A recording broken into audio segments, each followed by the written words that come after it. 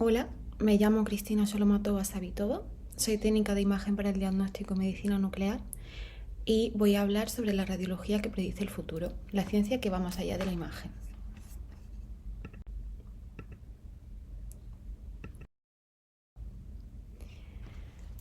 Sobre todo voy a hablar de la radiómica, que es que combinada con la inteligencia artificial nos permite extraer las imágenes con datos que a simple vista el ojo humano no ve. Estos datos nos ayudan a anticipar el curso clínico de enfermedades como el cáncer, mejorar sus diagnósticos, elegir tratamientos más efectivos y prever complicaciones o recurrencias. Es bastante útil a la hora de saber cómo va a proceder, ¿no?, la enfermedad que tenga un paciente en concreto y anticiparnos mucho a todo y también ahorrarnos a lo mejor operaciones innecesarias o procedimientos innecesarios que dañen al paciente.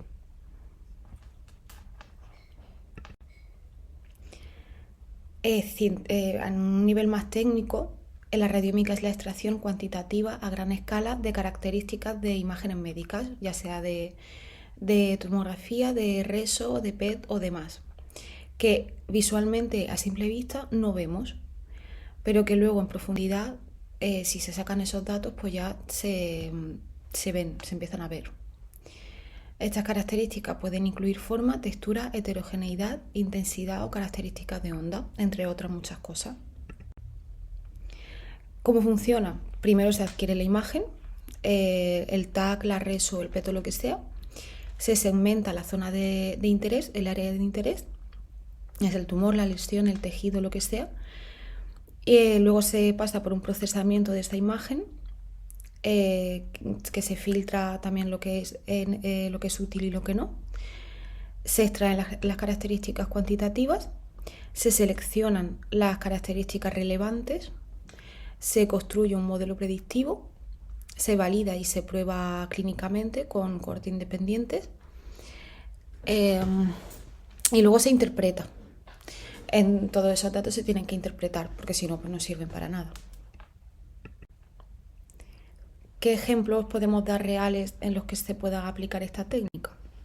Por ejemplo, en el cáncer de mama hay un estudio reciente que desarrolló un modelo radiómico con reso dinámico para predecir la supervivencia libre de recaída, la supervivencia global en cáncer de mama, y se recogieron varios datos que luego pues, se validaron. También esto ayudó a predecir qué pacientes lograrían respuesta patológica completa después de quimioterapia neoadyuvante. En enfermedades pulmonares se utiliza para diagnosticar mejor, para evaluar pronóstico, para ver qué pacientes responderán a inmunoterapia.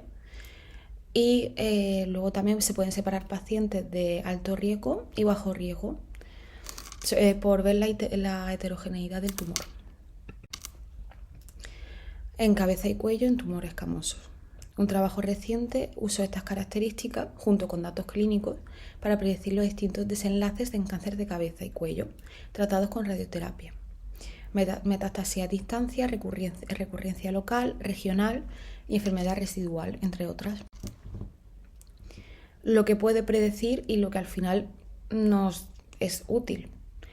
El pronóstico global del paciente, lo que le va a pasar, su grado de supervivencia, el riesgo de muerte que pueda tener, respuesta al tratamiento, si un tumor responderá bien o mal a quimioterapia, inmunoterapia, radioterapia o cirugía, porque si se puede prever que va a reaccionar mal, le podemos ahorrar mucho daño al paciente e incluso si en el tema de operaciones ahorrar costes. Si al final no va a servir para nada, no se le opera ni tampoco se le expone a un proceso de quirófano con sus posibles complicaciones o infecciones. El comportamiento tumoral, la agresividad que pueda llegar a tener, la posibilidad de metástasis, la recurrencia local. Al final, si te anticipas, te puedes ahorrar un montón de problemas. Características moleculares o genéticas del tumor, sin necesidad de biopsia invasiva, y evaluación de efectos secundarios posibles. Aunque ese campo está un poquito menos desarrollado, pero también nos puede servir. Los retos y limitaciones a los que se enfrenta la radiómica. Al haber diferentes escáneres, diferentes protocolos de adquisición y diferencia en segmentación, porque no es lo mismo cómo puede segmentar una persona a otra, se pueden generar variabilidad en las características radiómicas. Si hay mucha diferencia, al final no se puede seguir un patrón, en el sentido de que si no todo es igual, al final la radiómica no puede aprender correctamente. Entonces, si hay mucha diferencia y mucha variabilidad, no nos sirve de nada. El tamaño de los estudios y la validación externa. Hay pocas instituciones, porque esto está saliendo, lleva ya un tiempo, pero todavía es relativamente nuevo, porque al final se combina mucho con la inteligencia artificial. Entonces todavía no hay una cantidad de datos que se puedan extraer a un nivel bastante grande. Interpretabilidad. A veces es difícil explicarle al médico qué característica específica está impulsando la predicción. No porque el médico no lo entienda, sino porque hay veces que es un conjunto de características que es muy complicado decir, pues es de esta característica concreta, cuando muchas veces es un conjunto que se va uniendo y a partir de ahí sale esa información. Entonces muchas veces es complejo porque es algo más global.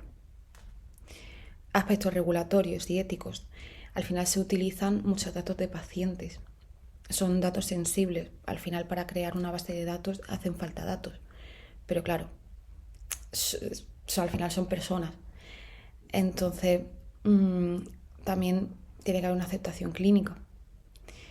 Y la integración en práctica clínica. El coste, el tiempo, el software especializado, capacitación. Todo eso requiere, por ejemplo, de mucho tiempo, de dinero también, de las personas también que quieran capacitarse, que puedan capacitarse, que tengan la oportunidad. Al final es un conjunto de todo y muchas veces es complejo que se dé. El futuro, ¿cómo se está viendo? ¿Qué va a pasar? Ya se están desarrollando guías para la calidad de estudios radiómicos, estándares de reporte como Tripod o Radiomics Quality Score. Hay más validación en estudios prospectivos, multicéntricos y diversidad de pacientes, integración con otros datos como genómica, proteómica o metabolómica, mejora de modelos de inteligencia artificial, más transparentes que se adaptan mejor, y aplicaciones más allá del cáncer, no solo tumores. Entonces, al abrir un poco el abanico, pues también facilita que se vayan recopilando datos y se estandarice todo un poco más. Yo concretamente voy a hablar dentro del campo de la radiómica, de la radiogenómica.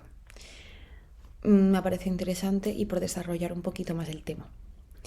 Es una rama derivada de la radiómica que busca correlacionar las características cuantitativas extraídas de imágenes médicas con los perfiles genómicos y moleculares de los tumores. Básicamente es que en vez de utilizar una biopsia invasiva, con esto podremos ver qué tipo de mutaciones puede llegar a tener un tumor, qué le puede llegar a pasar. Se obtienen imágenes médicas, se extraen las características radiómicas, se comparan estas características con datos genómicos del mismo paciente y si se encuentran correlaciones consistentes se construyen modelos predictivos. Por ejemplo, ejemplos clave en cáncer de pulmón. En estudios se ha demostrado que hay ciertos patrones radiómicos en el TAC que se correlacionan con mutaciones de EGFR y KRAS muy relevantes para decidir terapias dirigidas. En glioblastoma, en cáncer cerebral, también hay unos marcadores que también, pues, si coincide, pues se puede ver la mutación que puede llegar a tener. En cáncer de mama y próstata, hay investigaciones que han demostrado que se puede predecir los subtipos moleculares, lo cual orienta la terapia de precisión. Las ventajas: evita procedimientos invasivos como las biopsias, ofrece una visión global del tumor, mientras que la biopsia estudia solo un fragmento, y nos permite monitorizar la evolución genética del tumor a lo largo del tiempo. Nos da como un avance de lo que va a pasar con ese tumor. Las limitaciones que tiene actualmente: la necesidad de validación multicéntrica y estandarización, lo que hemos hablado antes también de las limitaciones de la radiómica en general, la alta variabilidad entre técnicas de imagen, dependiendo del protocolo de adquisición, de la máquina en sí, y no todos los biomarcadores genéticos son predecibles por imagen todavía. Al ser un campo que se está desarrollando, todavía queda bastante por desarrollar. En conclusión, tanto en radiómica como en radiogenómica, para ir finalizando un poco la presentación. La radiómica ha logrado que la radiología no solo nos muestre lo que ya sabemos y lo que ya existe, sino que nos anticipe lo que podría ocurrir. El comportamiento de los tumores, cómo pueden llegar a crecer o no, a desarrollarse, la respuesta terapéutica ante diferentes procedimientos, que eso también hace que se ahorren pues, costes en general, y para el paciente también el pasar o no, por ejemplo, por un quirófano, un procedimiento u otro, avanza mucho. Y luego, por supuesto, el riesgo de complicaciones. La importancia para los pacientes son tratamientos más personalizados, se evitan tratamientos innecesarios y hacer que el paciente lo pase mal innecesariamente o poco efectivos, un diagnóstico más temprano y menos invasividad. Y al final, pues es un gran avance a la hora de la investigación, ya no solo por el conocimiento, sino también porque le facilita la vida tanto a los pacientes como a los médicos, como en todo. Nos avanza lo que puede llegar a pasar con un tumor, evita costes, evita que el paciente lo pase mal y anticipa mucho lo que va a pasar con la enfermedad o con el tumor o cualquier cosa.